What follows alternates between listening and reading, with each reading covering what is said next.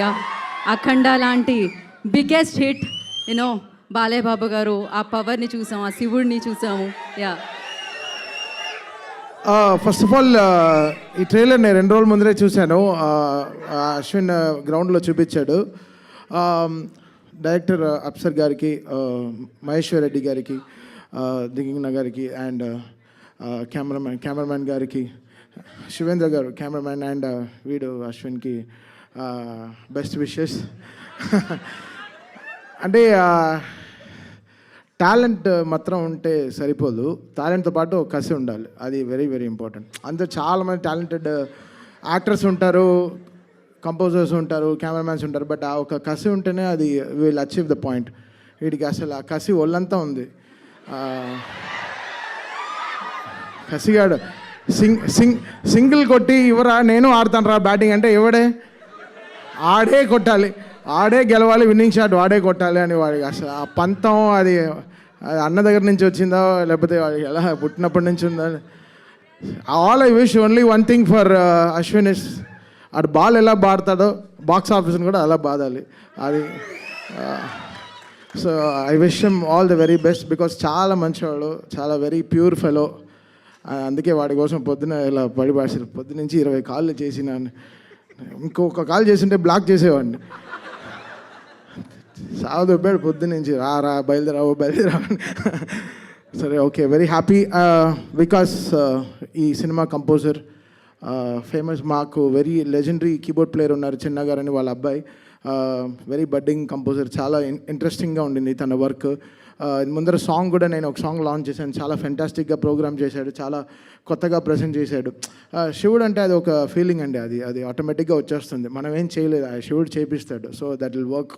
అక్కడ నేను ఏదో చేశాను నేను చెప్పలేదు, నేను I prayed very hard for Shiva, he made it happen అంతే. అది మళ్ళీ చేస్తామో తెలియదు, సో మళ్ళీ చేస్తున్నా అది ఒక ప్రేయర్ వల్లే అవుతుంది. సో ఇది మన కష్టం కాదు, అందరిది. అంటే దేవుడిని నమ్మారు, సో డెఫినెట్గా గెలుస్తారు. సో వీడి బర్త్డే రోజున ఈ సినిమా రిలీజ్ అవుతుంది August 1. సో అసలు ఎంత డీపర్గా లాస్ట్ 15 డేస్గా వీడు పడే కష్టం నేను చూస్తున్నాను. వీడు బోల్డే అవ్వడు జనరల్గా, వెరీ రేర్గా బోల్డ్ క్యాచ్ ఇస్తాడు, బోల్డ్ అవ్వడు. 2 సార్లు బోల్డ్ అయిపోయాడు. ఏంట్రా అంటే సినిమా రిలీజ్ అయినాడు. సరే ఓకే, స్ట్రెస్ రిలీఫ్ కోసం వస్తాడు డైలీ సాయంత్రం మ్యాచ్కి వచ్చేసి, పాపం చాలా కష్టపడుతున్నాడు. సో విష్ అశ్విన్, వాడికి చాలా పెద్ద హిట్ రావాలి ఈ సినిమా, ఈ హోల్ టీమ్కి మంచి సక్సెస్ ఇవ్వాలి. ఫస్ట్ టైం ప్రొడ్యూస్ చేస్తున్నారు, సో సార్కి కూడా ఒక పెద్ద సక్సెస్ రావాలి. అయినా ఇలాంటి సినిమాలు చాలా ప్రొడ్యూస్ చేయాలి. అప్సర్ గారికి మంచి అవకాశాలు రావాలి అండ్ ఫెంటాస్టిక్ టీమ్.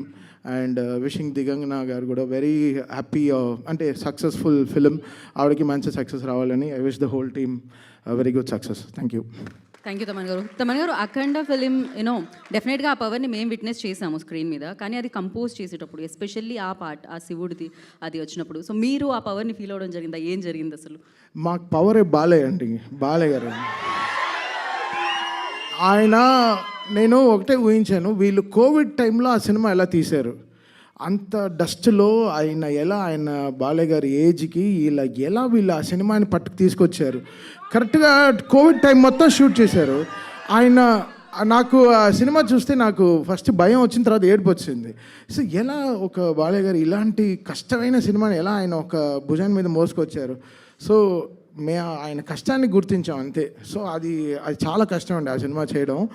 నిజంగా హ్యాట్స్ ఆఫ్ టు బోయపాటి గారు అండ్ బాలయ్య గారు ఫర్ మేకింగ్ ఇట్. చాలా కష్టం.